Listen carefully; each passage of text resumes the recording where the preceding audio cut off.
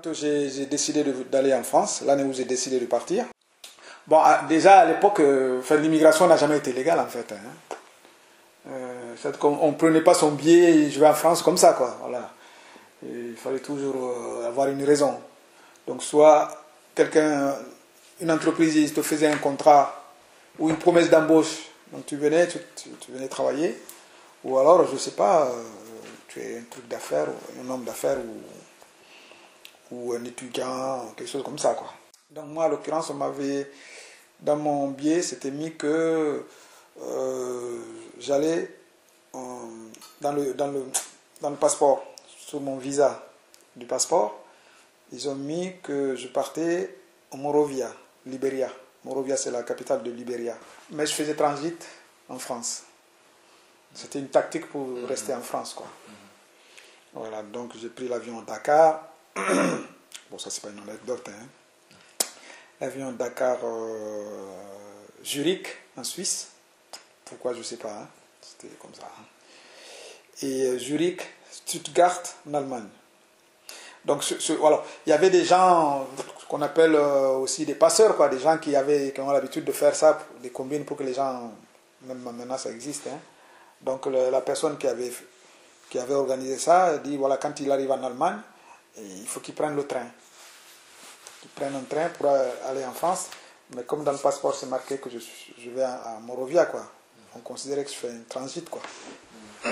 C'était moins contrôlé aussi l'immigration, hein. C'était en 1970. Et de Stuttgart, je suis sorti, bon, je ne sais pas comment je me suis débrouillé.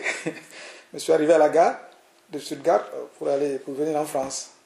Bon, j'ai pris le train, bon, tout ça, je n'ai pas souvenir de comment je me suis débrouillé, tout ça, quoi. Ça paraît incroyable, quoi, pour quelqu'un qui n'a jamais voyagé, qui est parti du village direct. J'avais jamais quitté mon village, hein. Même Dakar, c'était le bout du monde pour moi à l'époque.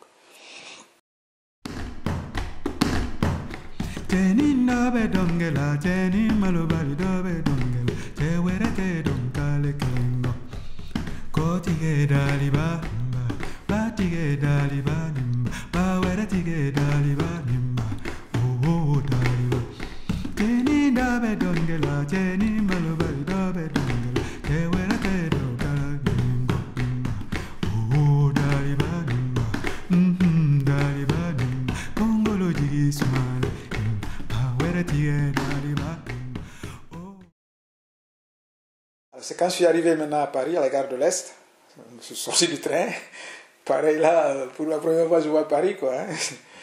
Et je sors, et on me disait que mon cousin, parce que je voulais aller chez mon cousin, il habitait pas loin de la gare de l'Est, il habitait dans le 11e arrondissement, non, dans le 18e arrondissement, il habitait dans le 18e arrondissement, j'avais son adresse donc, Hamidou Diabira, et quand je suis sorti, donc, je dis donc, je vais demander l'adresse pour y aller, quoi. Donc je sors, je commence à demander l'adresse aux gens, c'est pas. Puis il y a un Africain, j'ai rencontré un Africain, je lui ai demandé, il m'a dit, vous arrivez pour la première fois là? Je dis oui, il m'a dit, mais vous êtes fou, tout. Puis lui a dit, donc il a arrêté un taxi, puis on est rentré ensemble dans le taxi, il m'a amené jusqu'à devant, il m'a dit, voilà, c'est ici le foyer et tout. Puis lui, j'ai dit combien je dois, il m'a dit non, non, il m'a laissé, il m'a pas fait payer, quoi. Il a continué lui avec le taxi. Et j'arrive, on me dit, j'arrive là-bas, donc je monte, on me dit, ton cousin, il a déménagé il y a une semaine. Il est allé habiter avec son oncle, donc mon père, le frère de mon papa. Lui, il venait d'arriver aussi. Il venait d'arriver en France, ça faisait même pas un an. Donc la tradition veut que moi je lui propose qu'il revienne à la maison, qu'il retourne à la maison, que moi je viens. Parce que on va pas, dans ma tradition, on ne va pas à l'étranger pour soi-même. Tu ne vas pas pour toi, tu vas pour travailler et aider la famille, quoi. Donc il avait trouvé du travail dans un foyer qui vient juste de s'ouvrir, quoi, dans le 12e arrondissement, la rue Clotillier.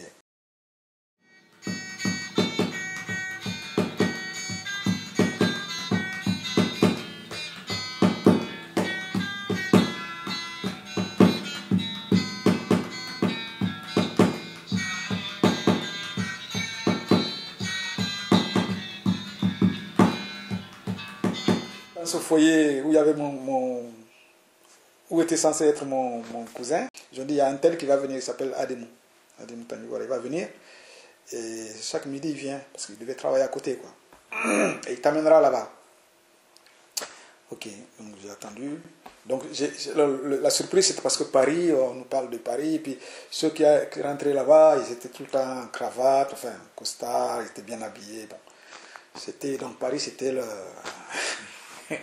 c'était presque le paradis sur terre, quoi. Y aller, donc il y avait aussi une autre mode, c'était aussi le funky, James Brown, Otis Redding, Wilson Pickett, tout ça, tu vois.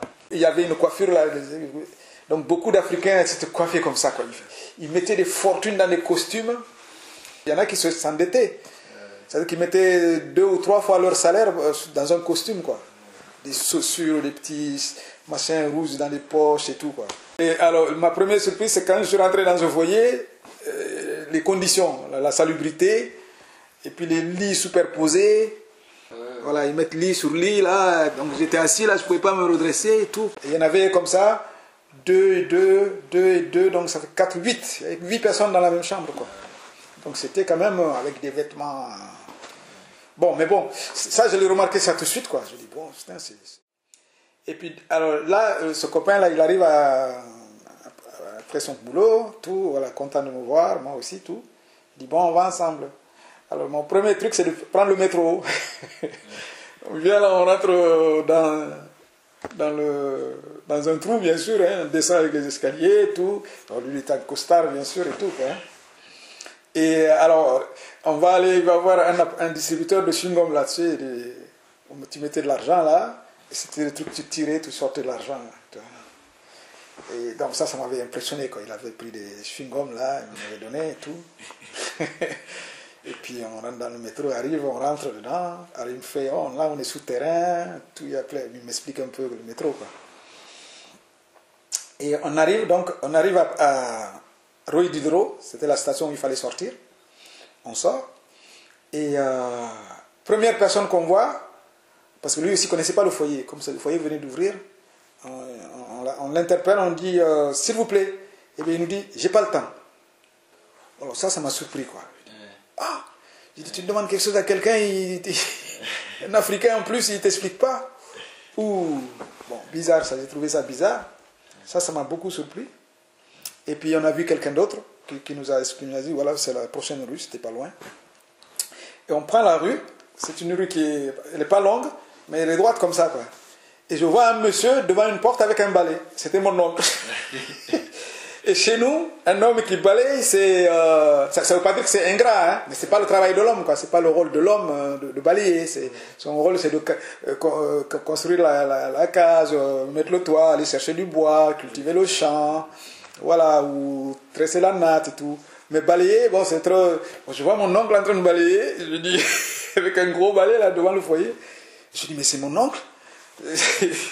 Et lui m'a vu, il a dit, ah, il a dit, voilà mon fils et tout. Puis il m'a pris, on est rentré dans le foyer.